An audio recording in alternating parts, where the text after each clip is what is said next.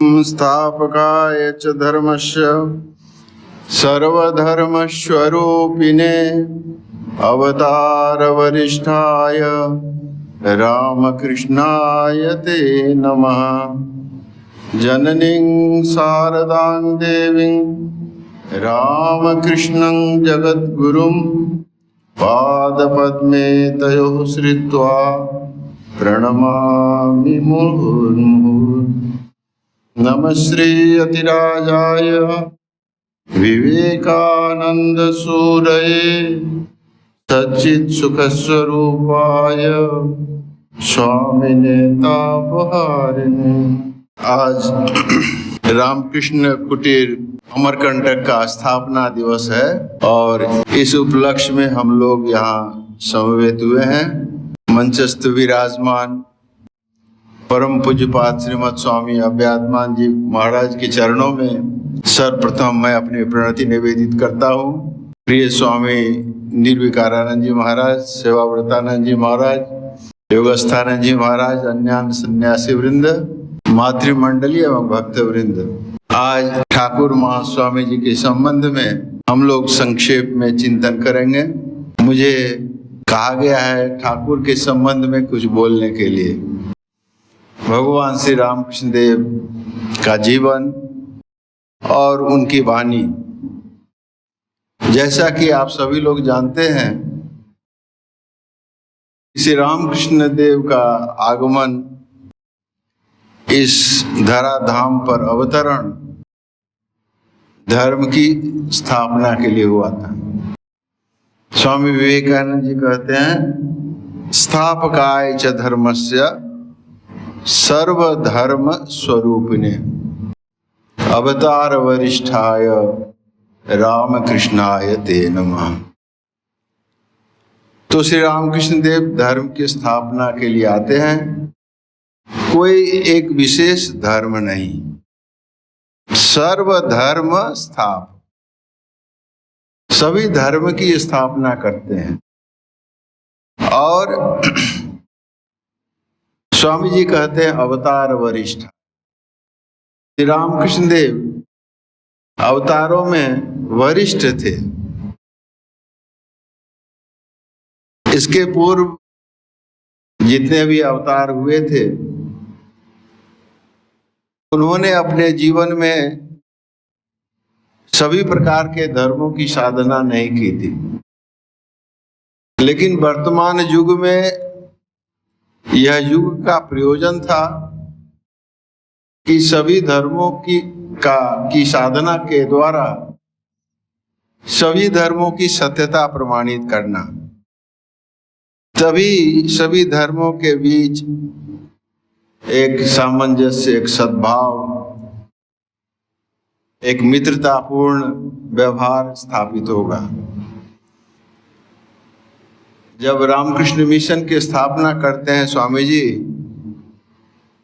तो उसमें लिखते हैं कि विश्व के सभी धर्मों को एक ही सनातन धर्म का विभिन्न रूप मानकर विभिन्न धर्मों के बीच मैत्री स्थापित करने का जो प्रयास श्री रामकृष्ण देव के द्वारा किया गया, उसी को आगे बढ़ाना इस मिशन का कार्य है। तो श्री रामकृष्ण देव ने अपने जीवन में अपनी साधनाओं के द्वारा न केवल हिंदू धर्म के विभिन्न संप्रदायों की, बल्कि विश्व के अन्य धर्मों की भी सत्यता उन्होंने अपनी साधना के द्वारा प्रमाणित की थी। और उसके बाद उन्होंने कहा था, जतो मत ततो पथ। जितने भी धर्म मत हैं इस संसार में, वे सभी एक ही ईश्वर तक पहुंचने के अलग अलग रास्ते हैं। तो श्री रामकृष्ण देव के जीवन का वैशिष्ट्य यही है कि उन्होंने सभी धर्मों की साधना की। इसीलिए जब अवतार वरिष्ठ कहते हैं श्री रामकृष्ण देव को, तो इसीलिए कहते हैं कि ये इस तरह का वैशिष्ट्य दूसरे अवतारों में नहीं देखा जाता है। एक एक भाव का प्रकाश अन्य अन्य अवतारों में हुआ था। और स्वामी जी कहते हैं कि श्री रामकृष्ण देव के जीवन में उन सभी भावों का एकत्र प्रकाश है। तो सभी अवतारों की मानो श्री रामकृष्ण देव समष्टि स्वरूप है। अवतार तो में कोई बड़ा और छोटा नहीं होता है। गंभीरनाथ जी महाराज कहते हैं कि एक ही परमात्मा विभिन्न रूपों में आते हैं, विभिन्न अवतार के रूप में आते हैं, तो बड़ा और छोटा उसमें नहीं है। फिर स्वामी जी ने क्यों कहा कि श्री रामकृष्ण देव अवतार वरिष्ठ है? अवतार वरिष्ठ है भाव की अभिव्यक्ति की दृष्टि से। जैसे एक ही अभिनेता विभिन्न अभिनय करता है, लेकिन किसी एक विशेष अभिनय में उसकी कला की अभिव्यक्ति सबसे अधिक होती है, और तब हम कहते हैं कि उस अभिनय में वह अभिनेता अपनी सर्वश्रेष्ठ अभिनय करता है। तो भगवान मानो राम कृष्ण अवतार में अपना सर्वश्रेष्ठ अभिनय करते हैं। इसीलिए अवतार वरिष्ठ इस दृष्टि से हम कह सकते हैं, नहीं तो अवतारों में छोटा बड़ा कोई नहीं है। तो सभी धर्मों की स्थापना श्री रामकृष्ण देव करते हैं। धर्म की स्थापना, यह धर्म क्या है? ईश्वर आत्मा जो परम सत्ता परम सत्य, वह उस पर विश्वास करना और उसकी अनुभूति करना, यह धर्म का चरम लक्ष्य है, अंतिम एम है। लेकिन धर्म इतने में समाप्त नहीं होता है। हमारे जीवन में जो कुछ भी है, चाहे वह सांसारिक दृष्टि से हो या आध्यात्मिक दृष्टि से, चाहे सेकुलर जिसको आजकल हम लोग कहते हैं वह हो या स्पिरिचुअल हो, जितने भी आयाम हैं हमारे जीवन के, जितने भी भाव हैं, वे सभी धर्म के अंतर्गत हैं। हमारे शास्त्रों में मनुष्य जीवन में 4 पुरुषार्थों की बात कही गई है: धर्म, अर्थ, काम और मोक्ष। 4 पुरुषार्थ। पुरुषार्थ का अर्थ होता है पुरुष का परिप्रयोजन। हमारे जीवन में 4 चीजों की आवश्यकता है। अर्थ, काम, इसका संबंध हमारे सांसारिक जीवन से है। सांसारिक जीवन में धन संपत्ति चाहिए, रुपया पैसा चाहिए, और हमारे जीवन की जो आवश्यकताएं हैं, जो प्रयोजन है, हमारी जो इच्छाएं हैं, उसकी पूर्ति करना ही भी है। तो अर्थ और काम का संबंध हमारे सांसारिक जीवन से है, इसकी प्राप्ति करनी है। और साथ साथ मुक्ति भी है, आध्यात्मिक उन्नति है, अपने स्वरूप की उपलब्धि है। यह है मोक्ष शब्द के अंतर्गत आता है। तो अर्थ काम सांसारिक और मोक्ष आध्यात्मिक, ये 2 प्रकार के लक्ष्य हैं, और इन दोनों प्रकार के लक्ष्यों की प्राप्ति धर्म के द्वारा। तो धर्म साधन है और अर्थ, काम और मोक्ष साध्य है, जिसकी प्राप्ति करनी है।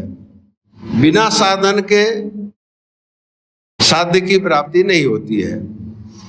तो हमारे जीवन में जो अर्थ, काम चाहिए, मोक्ष चाहिए, तीनों की प्राप्ति लेकिन धर्म पर चलते हुए करनी चाहिए। अब धर्म क्या है? शास्त्रों के द्वारा निर्दिष्ट कर्म जिसके द्वारा अर्थ, काम, मोक्ष की प्राप्ति होगी, वह धर्म है। यदि हम शास्त्र विरुद्ध कोई आचरण करके अर्थ, काम की प्राप्ति यदि करें तो वह अधर्म कहलाएगा। अर्थ, काम की प्राप्ति हो सकती है अधर्म पर चलते हुए, लेकिन वह शास्त्र विरुद्ध हो जाएगा, वह अधर्म हो जाएगा।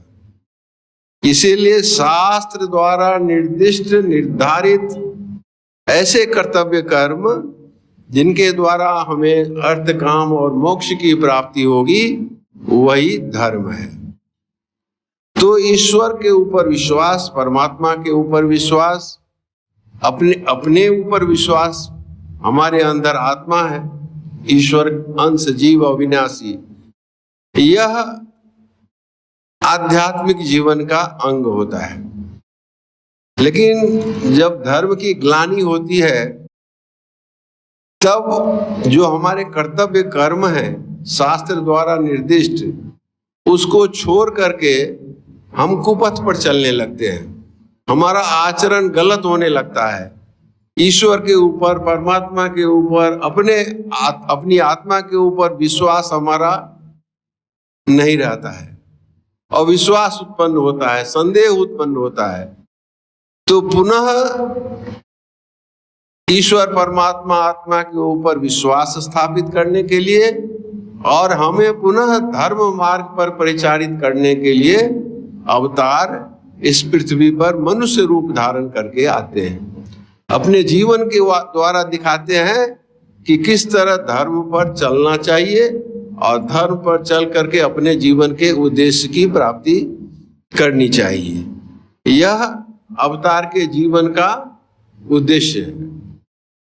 वैसे तो गीता में, रामचरितमानस में कहते हैं कि अवतार आते हैं धर्म की स्थापना, लेकिन धर्म की स्थापना का अर्थ यही है कि हमें पुनः परम सत्य परमात्मा पर विश्वास स्थापित हो और अपने जीवन का जो लक्ष्य है वह धर्म मार्ग पर चलते हुए उसकी प्राप्ति करें।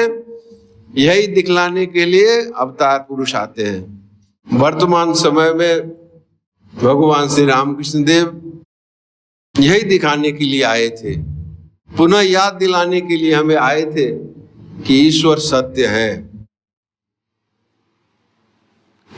कल्पना नहीं है, ईश्वर सत्य है और ईश्वर दर्शन करना ही मनुष्य जीवन का चरम लक्ष्य है, हाईएस्ट गोल। उसके नीचे अर्थ काम है, लेकिन अंतिम गोल है ईश्वर दर्शन, ईश्वर की उपलब्धि, तो चरम लक्ष्य है। लेकिन सांसारिक जो हमारी समृद्धि है, उन्नति है, उसको क्या छोड़ दे, उसकी अवहेलना करे? नहीं। श्री रामकृष्ण देव यह भी कहते हैं, खाली पेट धर्म नहीं होता। कहते ईश्वर दर्शन जीवन का चरम लक्ष्य है, लेकिन साथ साथ यह भी कहते हैं खाली पेट धर्म नहीं होता, तो पेट भरने की भी आवश्यकता है। इसलिए मथुर बाबू को उन्होंने कहा, जो बैद्यनाथ धाम में गए थे आदिवासियों को दिखा करके, इन्हें खाने के लिए भरपेट भोजन, पहनने के लिए वस्त्र और सिर में लगाने के लिए तेल दो। जब आनाकानी करने लगे मथुर बाबू, तो श्री रामकृष्ण देव उन गरीब संथाल आदिवासियों के बीच जाकर के बैठ गए और कहने लगे कि इनके कोई नहीं है, इन्हें छोड़ करके मैं कहीं नहीं जाऊंगा, मैं इन्हीं लोगों के पास रहूंगा। तो अवतार जो आते हैं ये दीन दुखियों के लिए, यह भी अवतार के जीवन का एक लक्ष्य है। जब स्वामी जी से श्री रामकृष्ण देव पूछते हैं कि तुम क्या चाहते हो, तो स्वामी जी कहते हैं, मैं चाहता हूं सुखदेव की तरह सदा समाधि में डूबा रहूं और बीच बीच में नीचे उतरकर थोड़ा अन्न ग्रहण करूं और फिर समाधि में डूब जाऊं। श्री रामकृष्ण देव प्रसन्न नहीं होते हैं, डांटते हैं, फटकारते हैं, कहते छी छी, तू इतना बड़ा आधार और तेरे मुंह से ऐसी छोटी बात। कहा तो मैंने सोचा था तू एक महान वटवृक्ष की तरह होगा, जिसके नीचे हजारों लाखों लोग आश्रय प्राप्त करेंगे, और ऐसा न होकर केवल तू अपनी समाधि सुख चाहता है, यह नहीं होगा। तो अवतार के जीवन का लक्ष्य क्या है? दूसरों के दुख कष्ट को लाघव करना, दूर करना। अंतिम समय में श्री रामकृष्ण देव मां से एक दिन कहते हैं कि देखो, कलकत्ते के लोग अंधेरे में कीड़ों की तरह किलबिला रहे हैं, तुम उन्हें देखना। तो भार समर्पण, स्वामी जी को, मां को, क्या भार? दूसरों के दुख को देख करके उस दुख को दूर करने का प्रयास करना। स्वामी जी क्या करते हैं? जीवन भर वही करते हैं। अंतिम समय में बेलूर मठ में जब स्वामी जी थे तो संथाल आदिवासी मजदूर उनको निमंत्रित करके खिलाते हैं और अपने हाथों से खाना परोसते हैं। मजदूर के जो सरदार थे वो स्वामी जी से कहते हैं कि स्वामी बाप, इतना स्वादिष्ट भोजन तुमने कहाँ से लाया? हमने तो जीवन भर ऐसा भोजन कभी ग्रहण नहीं किया।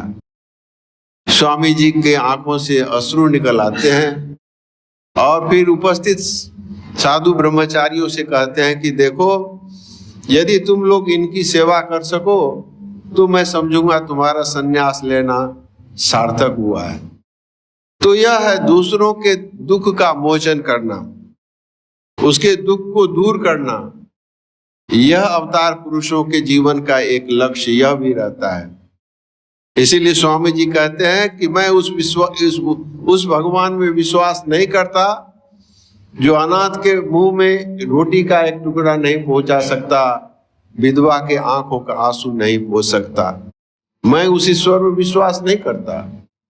तो न केवल परमात्मा की अनुभूति करना, परम सत्य की उपलब्धि करना, बल्कि सेवा के द्वारा दूसरों के दुख का लाघव करना भी धर्म जीवन का एक अंग है, प्रधान अंग है। यह ठाकुर मां स्वामी जी अपने जीवन में दिखलाते हैं। स्वामी भूतेशान जी महाराज कहते थे कि एक बार 3 सन्यासी उत्तरकाशी में जा रहे थे तीर्थ दर्शन करने के लिए। जाते जाते एक सन्यासी बीमार पड़ गए। बीमार पड़ गए तो लोग रुक गए, 1 दिन 2 दिन 3 दिन रुक गए, लेकिन जो साधु बीमार पड़ गए थे वो ठीक नहीं हो रहे थे। तो 2 सन्यासियों ने उन्हें छोड़ दिया, बोला विक्षेप होता है, इसे छोड़ दो। छोड़ करके उसी अवस्था में छोड़ करके आगे बढ़ गए। तो यह नहीं, विक्षेप नहीं है। जब दूसरे विपत्ति में है, दुख में है, रोग से ग्रस्त है कोई, उसकी सेवा करना हमारा कर्तव्य, यही धर्म है। उसको छोड़ करके विक्षेप होता है, यदि हम आगे बढ़ जाएं तो हमारा अधर्म का आचरण होगा। भागलपुर में एक बार स्वामी जी थे तो शाम को टहलने के लिए गए थे, तो रास्ते में एक पेचिश बीमारी से ग्रस्त व्यक्ति करा रहा था, छटपटा रहा था। और स्वामी जी तो खुद अतिथि थे, तो सोचे कि इसको ले जाता हूं। और फिर सोचे कि हम लोग तो खुद अतिथि हैं, उनके घर पर ले जाएंगे तो क्या सोचेंगे। फिर सोचे जो होगा सो होगा, इसको ले चलो। उसको ले आए, उसकी सेवा की और वह जब स्वस्थ हो गया तो चला गया।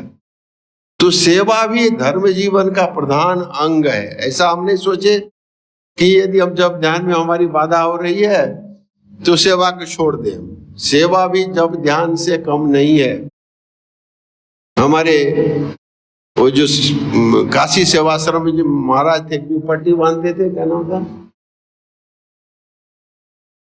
वन बिहारी महाराज। वन बिहारी महाराज पट्टी बांधते थे मरीजों की, लेकिन खाने के लिए भी बैठे हैं। उनको खबर आती थी कि कोई आया है मरीज, खाना छोड़ करके चले जाते थे और पहले उनकी सेवा करके तो आकर के खाने खाते थे। तो यह सेवा भी जो है यह धर्म है। जैसे भगवान का नाम लेना, जप करना, ध्यान करना, यह आध्यात्मिकता है, उसी तरह सेवा भी आध्यात्मिकता है। तो सेवा अवतार पुरुषों के जीवन में हम सेवा भाव देखते हैं। आचार्य शंकर आए तो उन्होंने कहा कि ब्रह्म सत्यं जगत मिथ्या, जीवो ब्रह्मैव नापरः। लेकिन परवर्ती काल में उनके अनुयायी जो थे, हम लोगों ने ब्रह्म सत्यं जगत मिथ्या को पकड़ लिया। ये ब्रह्म सत्य है, जगत तो मिथ्या है, फिर इसको क्या देखना है, इसको छोड़ दो। उसकी अवहेलना कर दी और हम कहाँ चले गए? जंगलों में चले गए, गुफाओं में चले गए, तपस्या कर रहे हैं, ब्रह्म की उपलब्धि करनी है।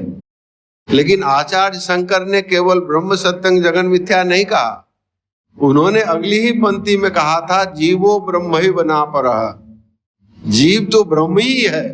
तुम ब्रह्म को खोजने के लिए जंगल में गुफा में कहाँ जा रहे हो? जीव तुम्हारे सामने जो है, जो भी मनुष्य है, दूसरे प्राणी भी है, कोई भी जीव है, वह तो ब्रह्म ही है। वहीं उनकी सेवा के द्वारा ब्रह्म की उपासना कर सकते हो। इसीलिए स्वामी जी आचार्य शंकर की बातों को ही याद दिलाने के लिए कहते हैं, बहु रूपों में खड़े तुम्हारे आगे, और कहाँ खोजते हो ईश, जीव प्रेम की सेवा पाते जगदीश। जीव से प्रेम करें, उसकी सेवा करें, तो वह ईश्वर से ही प्रेम करना हुआ, ईश्वर की ही सेवा करनी हुई। तो इस तरह से अवतार पुरुषों के जीवन में, ठाकुर के जीवन में, माँ के जीवन में, स्वामी जी के जीवन में यह भाव देखते हैं कि न केवल हम अपने जीवन के सर्वश्रेष्ठ जो लक्ष्य है ईश्वर अनुभूति, उसकी प्राप्ति के लिए प्रयास करें, बल्कि भरसक हम दूसरों की सेवा करें, दूसरों के कष्ट लाघव करने की कोशिश करें। अवतार पुरुष जब आते हैं तो श्री रामकृष्ण देव कहते हैं, उन्हें पहचानना बड़ा कठिन होता है। भगवान श्री राम आए तो केवल 12 ऋषि जानते थे कि ये परमात्मा है, इसलिए बड़ा कठिन होता है। श्री रामकृष्ण देव को भी पहचानना बड़ा कठिन था। दक्षिणेश्वर में रहते थे, खुले बदन, कोई नहीं पहचानता था। जो स्वामी योगानंद जी आए तो बोले, माली तोरा फूल तोड़ करके दे दो, और निर्विकार चित्त से श्री रामकृष्ण ने फूल तोड़ करके दे गए। फिर बाद में जब कमरे में गए, देखे उपदेश दे रहे हैं, अरे इसको तो माली समझा। तो समझना, अवतार पुरुषों को पहचानना बड़ा कठिन है, लेकिन जब अवतार पुरुष अपनी पहचान जिसको खुद दे देते हैं, वही पहचान लेता है। और अवतार पुरुष जब आते हैं तो अपनी इच्छा से आते हैं। निज इच्छा निर्मित तनु माया गुण गोपार। जो माया के परे हैं, 3 गुणों के परे हैं, इंद्रियों के परे परमात्मा, वे अपनी इच्छा से धराधाम पर अवतीर्ण होते हैं। किसके लिए? यही जीवन का लक्ष्य बताने के लिए, उसका मार्ग दिखाने के लिए, अपनी साधना के द्वारा, अपनी वाणी के द्वारा हमें पुनः धर्म मार्ग पर लाने के लिए श्री रामकृष्ण देव वर्तमान युग में यही कार्य करने के लिए आए थे। कुछ भाग्यवान लोग हैं जो उस समय उनको पहचान पाए थे, जिसमें थे कमारपुकुर के चीनू शाखारी। उस समय में गदाधर के अंदर परमात्मा है, इस बात को वो जान चुके थे। इसलिए एक दिन अपने घर पर बुलाकर श्री रामकृष्ण देव को माला पहनाते हैं, मिठाई खिलाते हैं और हाथ जोड़कर कहते हैं, प्रभु मैं जानता हूँ आप कौन हैं, भविष्य में आपकी बहुत सारी लीलाएं होंगी, लेकिन मैं तब तक नहीं रहूंगा देखने के लिए, लेकिन इतना करना कि अपने चरणों में मुझे स्थान देना।